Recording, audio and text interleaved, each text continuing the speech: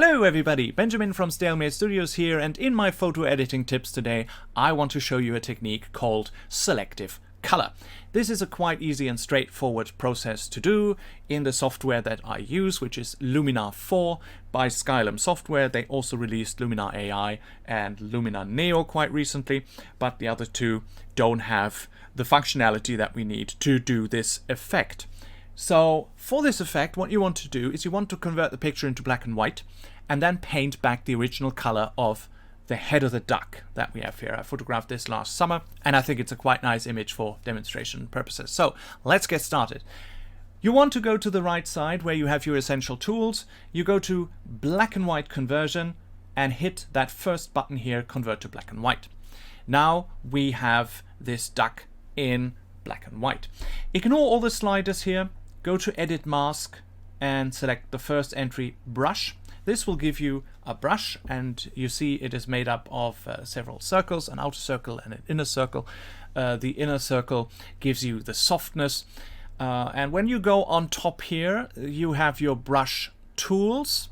And the first thing you want to do is hit Erase. Otherwise, you can start from the beginning because it will paint back the entire picture if it's on paint.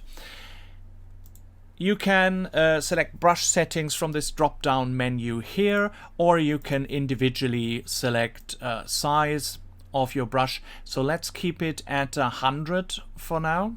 Oh, well, yeah, 94. It's a bit difficult with these sliders. Set the opacity to 100 because you want the full color and not only half of it, and bring the softness down from 100 to, let's say, 11. Okay. Now what I advise you to do, whatever subject you have in your photo that you want color in and the rest in black and white, zoom in because this will give you a more detailed editing view. Okay, you can start by painting and you see what this effect does. You paint just with the mouse, left mouse button, and it depends on how detailed you want to be on the picture.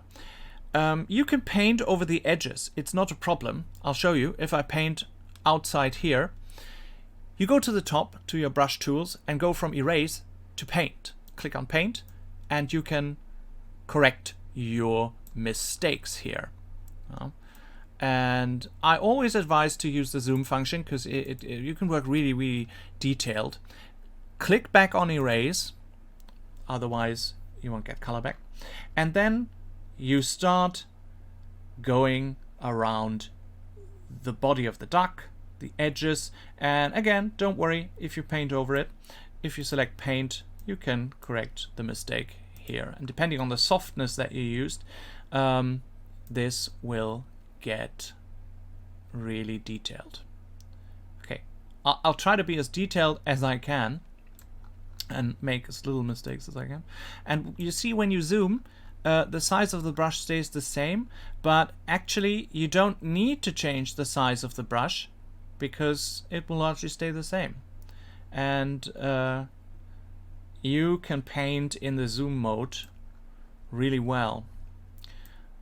Forgive me if I'm not doing that 100% correct now. I just want to quickly show you how it's done. So like that. And it can get really tricky when you have, for example, animals that have a lot of feather or animals that are sitting in the grass, and you have individual pieces of grass in the subject's body. Then of course, well, you have to be really detailed and you have to correct your mistakes a lot. You have to concentrate when you do that and use different brush sizes to really paint in details. So basically that is what we end up with.